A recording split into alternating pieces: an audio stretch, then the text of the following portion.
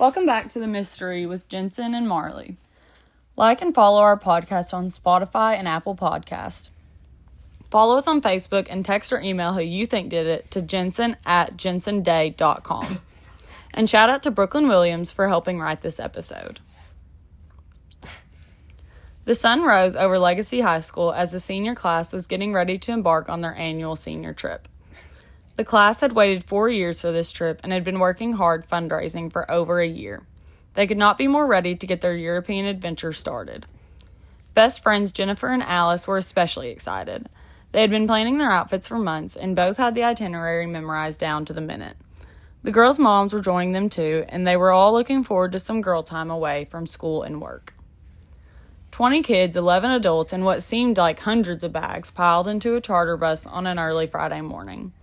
As the group took off for the airport, Principal Blair gave a brief speech about respecting others and keeping positive attitudes. The bus ride was quiet, but most of the students were too excited to rest. A long 2 hours later, the group arrived at the airport and set off for flight check-in. They checked their luggage and headed for security. For many of them, this was their first time flying and they had trouble navigating the airport. This made security even harder than usual. Alice brought a carry-on suitcase, a backpack, a pillow, and a blanket, which held everyone up. Jeremy wore his cowboy boots, which took 5 minutes to take off and on, a decision his grandmother very loudly scorned him for. Drew packed his PlayStation that got him questioned by TSA. And Sarah and Olivia got yelled at for having their wallet full of water.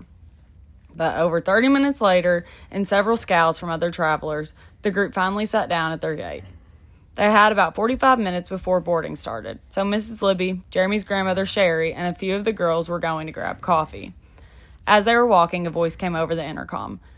"Libby Craner, please come to a security checkpoint to claim your cell phone and wallet. Libby Craner." Mrs. Libby gasped and grabbed at her pockets while the girls giggled. She told them she had to run, but to get their coffee and go right back to the gate. Sherry decided to go with Miss Libby.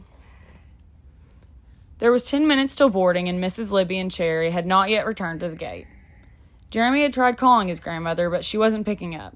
The other teachers were getting concerned as time passed, so Mr. Parker and Mrs. Reese went looking for them.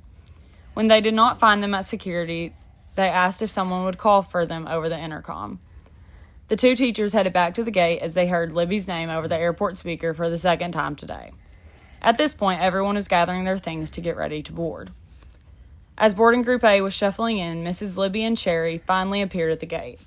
Mrs. Reese ran up to them and asked where they had been.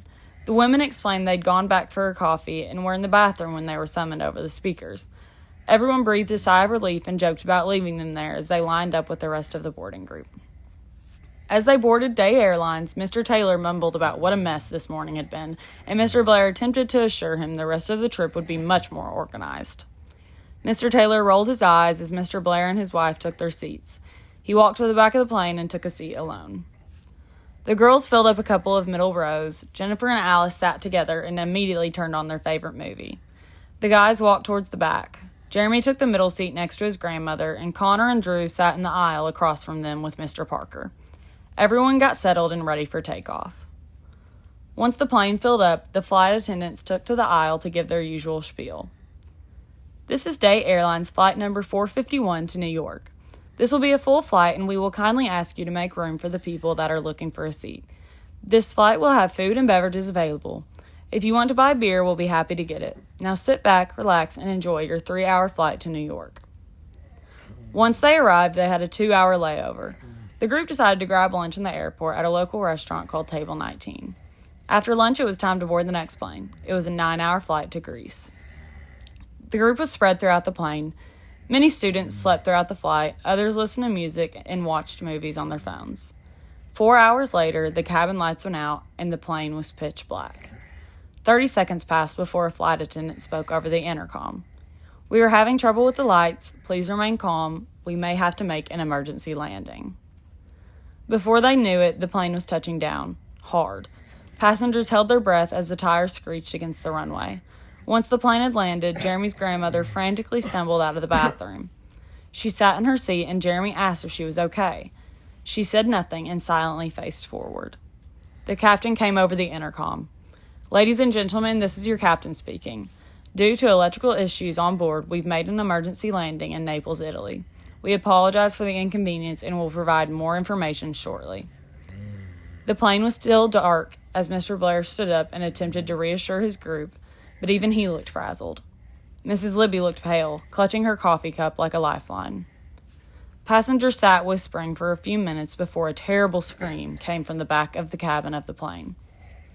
Mr. Blair sprang into action like the leader he was. Flight attendants darted looks at one another like they had no idea what move to make next. Hadn't they already been through enough? Mr. Blair was horrified at what he saw. It was Mr. Taylor laying over a bloody body, one that was unrecognizable to the principal until Mr. Taylor pulled back. As Mr. Blair headed towards the back of the plane, it was then that Jennifer's mom, Crystal, realized Jenny was not in her seat next to Alice. Crystal's heart stopped for a moment before she screamed Jennifer's name. It was at the same time that Mr. Blair screamed the same name from the back of the plane. Thank you for listening, and don't forget to like and follow our podcast on Spotify and Apple Podcasts, and follow us on Facebook, and text or email who you think did it to jensen@jensenday.com. And don't forget, do not reveal the mystery.